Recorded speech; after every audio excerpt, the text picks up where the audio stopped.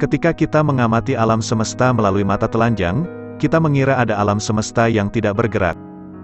Aktivitas besar di alam semesta mulai diperhatikan hanya setelah adanya penemuan teleskop.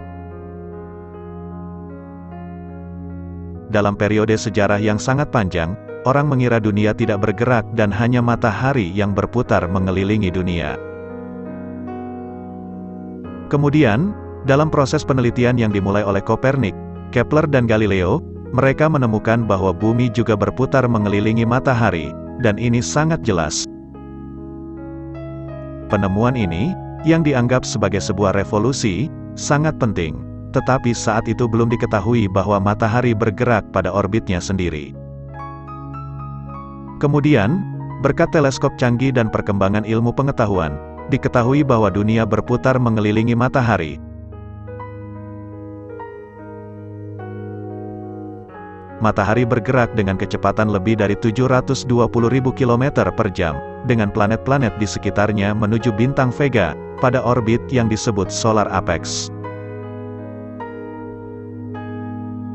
Fakta ini, yang baru ditemukan pada abad terakhir, dinyatakan oleh Al-Quran 1400 tahun yang lalu.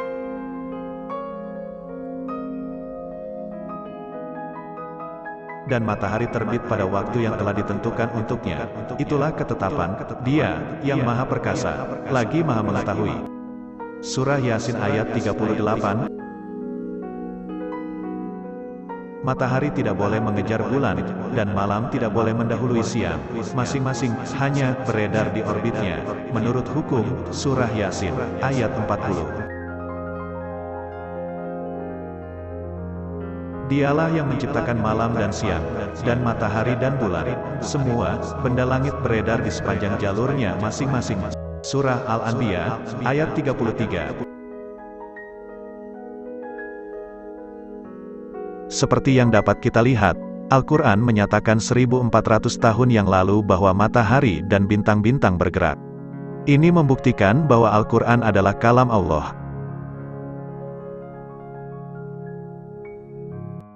Al-Quran menarik perhatian pada penemuan ilmiah lain tentang pergerakan matahari melalui ayat lain. Berikut ini dinyatakan dalam surah As-Saffat, ayat 5. Tuhan langit dan bumi, dan apa yang ada di antara keduanya, dan Tuhan timur. Dipahami dari ungkapan penguasa timur, bahwa matahari memiliki lebih dari satu titik terbit. Itu menarik perhatian pada fakta bahwa timur, yang kita kenal sebagai tempat terbitnya matahari, perlu dianggap sebagai tempat, yaitu, lebih dari satu timur. Ya, matahari terbit setiap pagi dan terbenam setiap sore. Namun, kebangkitan dan pengaturan ini terjadi di bagian alam semesta yang berbeda setiap waktu.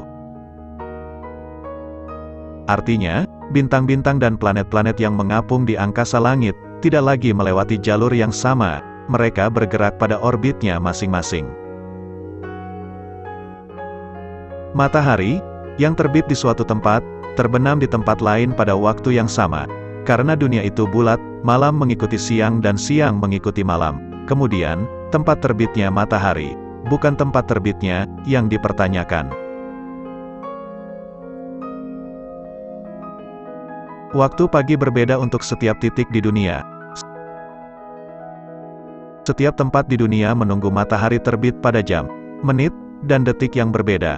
Kami menyaksikan matahari terbit dari berbagai tempat di luar angkasa. Matahari adalah matahari yang sama, dunia adalah dunia yang sama, tetapi tempat di luar angkasanya berbeda. Sekarang, mari kita ajukan beberapa pertanyaan tentang dua keajaiban Al-Quran ini.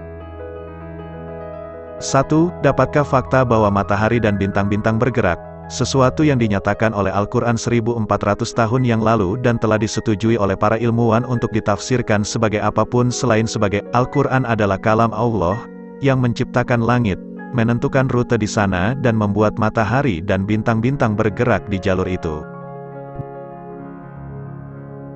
2. Mungkinkah seseorang yang hidup 1400 tahun yang lalu, yang tidak dapat membaca dan menulis, menemukan fakta yang ditolak oleh banyak ilmuwan yang hidup sebelum abad terakhir, dan yang ditemukan hanya pada abad terakhir, yaitu abad sains dan teknologi.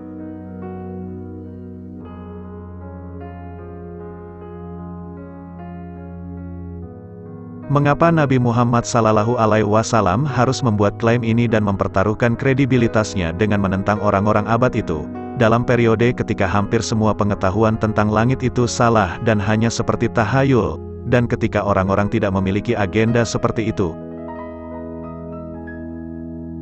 Semua pertanyaan ini hanya dapat dijawab oleh fakta, bahwa Al-Quran adalah kitab Allah.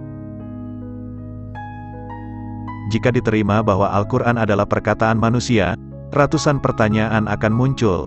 Dalam hal ini, tidak ada fakta ilmiah yang dinyatakan oleh Al-Quran yang dapat dijelaskan. Satu-satunya jawaban atas pertanyaan ini, yang dapat meyakinkan hati dan pikiran adalah sebagai berikut.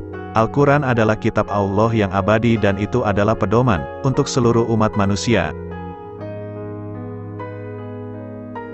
Nabi Muhammad SAW adalah utusan Allah, dan hamba yang Dia cintai. Kami percaya dan meyakini semua itu.